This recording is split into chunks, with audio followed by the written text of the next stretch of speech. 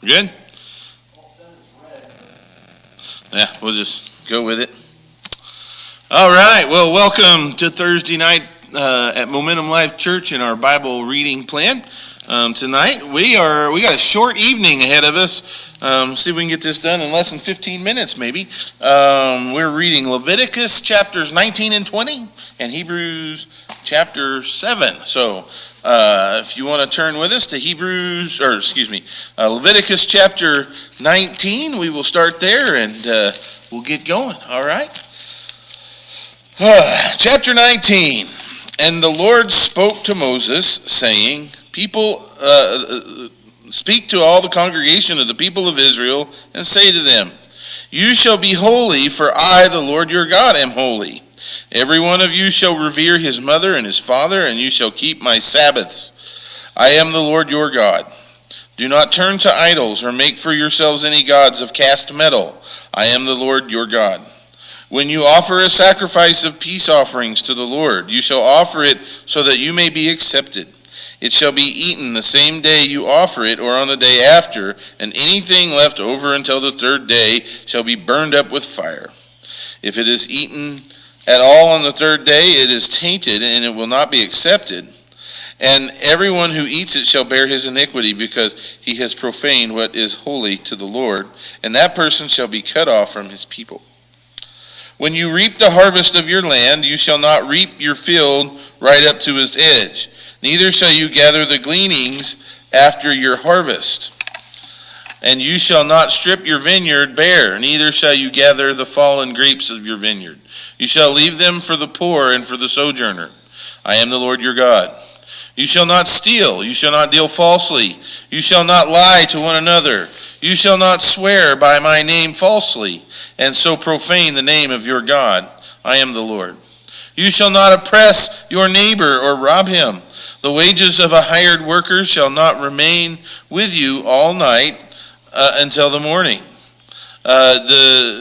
You shall not curse the deaf or put a stumbling block before the blind, but you shall fear your God. I am the Lord. You shall do no injustice in court. You shall not be partial to the poor or defer to the great, but in righteousness shall you judge your neighbor. You shall not go around as a slanderer among your people, and you shall not stand up against the life of your neighbor. I am the Lord. You shall not hate your brother in your heart, but you shall reason frankly with your neighbor, lest you incur sin because of him. You shall not take vengeance or bear a grudge against the sons of your own people, but you shall love your neighbor as yourself. I am the Lord. You shall keep my statutes. You shall not let your cattle breed with a different kind. You shall not sow your field with two kinds of seed, nor shall you wear a garment of cloth made of two kinds of material. If a man lies sexually with a woman who is a slave assigned to another man, and not yet ransomed or given her freedom, a distinction shall be made. They shall not be put to death because she was not free, but he shall bring his compensation to the Lord, to the entrance of the tent of meeting, a ram for a guilt offering. And the priest shall make atonement for him with the ram of the guilt offering before the Lord for a sin that he has committed, and he shall be forgiven for the sin that he has committed. When you come into the land and plant any kind of tree or food, you shall regard its fruit as forbidden. 3 years it shall be forbidden to you. It must not be eaten. And in the 4th year all its fruit shall be holy, an offering of praise to the Lord. But in the 5th year you may eat of its fruit, to increase its yield for you. I am the Lord your God. You shall not eat any flesh with the blood in it. You shall not interpret omens or tell fortunes. You shall not round off the hair on your temples or mar the edges of your beard. You shall not make any cuts on your body for the dead or tattoo yourselves. I am the Lord. Do not profane your daughter by making her a prostitute, lest the land fall into prostitution and the land become full of depravity. You shall keep my Sabbaths and reverence my sanctuary. I am the Lord. Do not turn to mediums or necromancers. Do not seek them out, and so make yourselves unclean by them. I am the Lord your God. You shall stand up before the gray head and honor the face of an old man, and you shall fear your God. I am the Lord. When a stranger sojourns with you in your land, you shall do him no wrong. You shall not do him wrong. You shall treat the stranger who sojourns with you as a native among you, and you shall love him as yourself. For you were strangers in the land of Egypt. I am the Lord your God.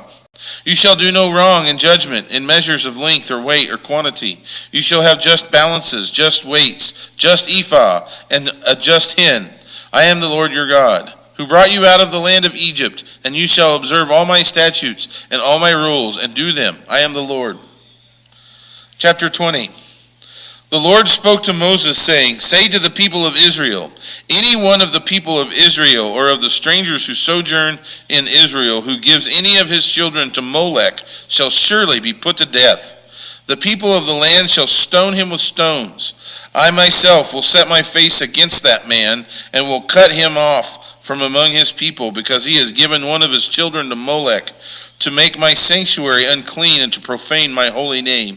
And if the people of the land do at all close their eyes to that man when he gives one of his children to Molech, and do not put him to death, then I will set my face against that man and against his clan, and will cut them off from among their people, him and all who follow him in whoring after Molech. Whew. If a person turns to mediums and necromancers, whoring after them, I will set my face against that person and will cut him off from among his people. Consecrate yourselves, therefore, and be holy, for I am the Lord your God. Keep my statutes and do them. I am the Lord who sanctifies you. For anyone who curses his father or his mother shall surely be put to death. He has cursed his father or his mother. His blood is upon him. If a man commits adultery with the wife of his neighbor, both the adulterer and the adulteress shall be surely put to death. If a man lies with his father's wife, he has uncovered his father's nakedness. Both of them shall surely be put to death. Their blood is upon them. If a man lies with his daughter-in-law, both of them shall surely be put to death. They have committed perversion. Their blood is upon them. If a man lies with a male as with a woman, both of them have committed an abomination. They shall surely be put to death. Their blood is upon them. If a man takes a woman and her mother also, it is depravity. He and they shall be burned with fire, that there may be no depravity among you. If a man lies with an animal, he shall surely be put to death, and you shall kill the animal. If a woman approaches any animal and lies with it, you shall kill the woman and the animal. They shall surely be put to death. Their blood is upon them. If a man takes his sister, a daughter of his father or a daughter of his mother, and sees her nakedness, and she sees his nakedness, it is a disgrace, and they shall be cut off in the sight of the children of their people. He has uncovered his sister's nakedness, and he shall bear his iniquity. If a man lies with a woman during her menstrual period, and uncovers her nakedness, he has made naked her fountain, and she has uncovered the fountain of her blood. Both of them shall be cut off from among their people. You shall not uncover the nakedness of your mother's sister or your father's sister, for that is to make naked one's relative. They shall bear their iniquity. If a man lies with his uncle's wife, he has uncovered his uncle's nakedness. They shall bear their sin, and they shall die childless. If a man takes his brother's wife, it is impurity. He has uncovered his brother's nakedness, and shall be childless. They shall be childless. You shall therefore keep all my statutes and all my rules and do them, that the land where I am bringing you to may not vomit you out. And you shall not walk in the customs of the nation that I am driving out before you, for they did all these things, and therefore I detested them. But I have said to you, you shall inherit their land, and I will give it to you to possess, a land flowing with milk and honey. I am the Lord your God, who has separated you from the peoples. You shall therefore separate the clean beast from the unclean, and the unclean bird from the clean. You shall not make yourselves detestable by beast or by bird, or by anything with which the ground crawls, which I have set apart for you to hold unclean. You shall be holy to me, for I, the Lord, am holy, and have separated you from the peoples, that you should be mine. A man or a woman who is a medium or a necromancer shall surely be put to death. They should be stoned with stones. Their blood shall be upon them. Whew. There's a lot of stoning there. All right. Hebrews. Let's make some coffee, man. Hebrews chapter 7. For this Melchizedek, king of Salem, priest of the Most High God, met Abraham returning from the slaughter of the kings and blessed him. And to him Abraham apportioned a tenth part of everything.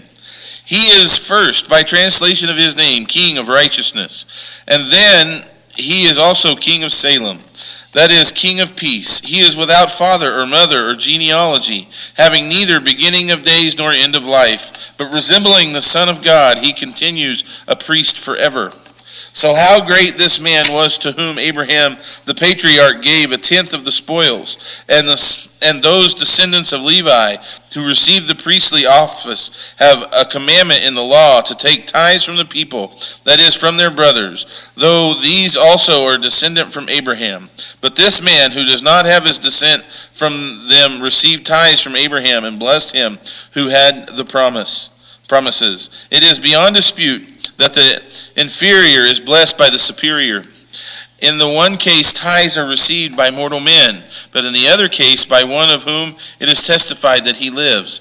One might even say that Levi himself, who receives tithes, paid tithes through Abraham, for he was still in the loins of his ancestor when Melchizedek met him.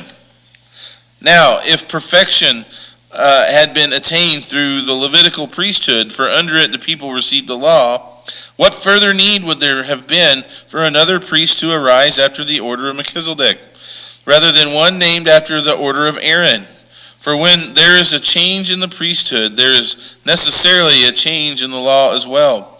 For the one of whom these things are spoken belonged to another tribe, from which no one has ever served at the altar. For it is evident that our Lord was descendant from Judah, and in connection with the tribe, Moses said nothing about priests.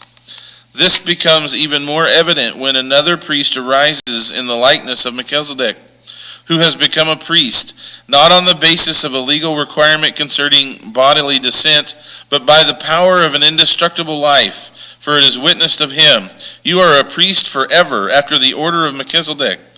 For on the one hand, a former commandment is set aside because of its weakness and uselessness, for the law made nothing perfect, but on the other hand, a better hope is introduced, through which we draw near to God. And it was not without an oath, for those who formerly became priests were made such without an oath. But this one was made a priest with an oath by the one who said to him, "The Lord has sworn and will not change his mind. You are a priest forever." This makes Jesus the guarantor of a better covenant. The former priests were many in number because they were prevented by death from continuing in office, but he holds his priesthood permanently because he continues forever. Consequently, he is able to save to the uttermost those who draw near to God through him, since he always lives to make intercession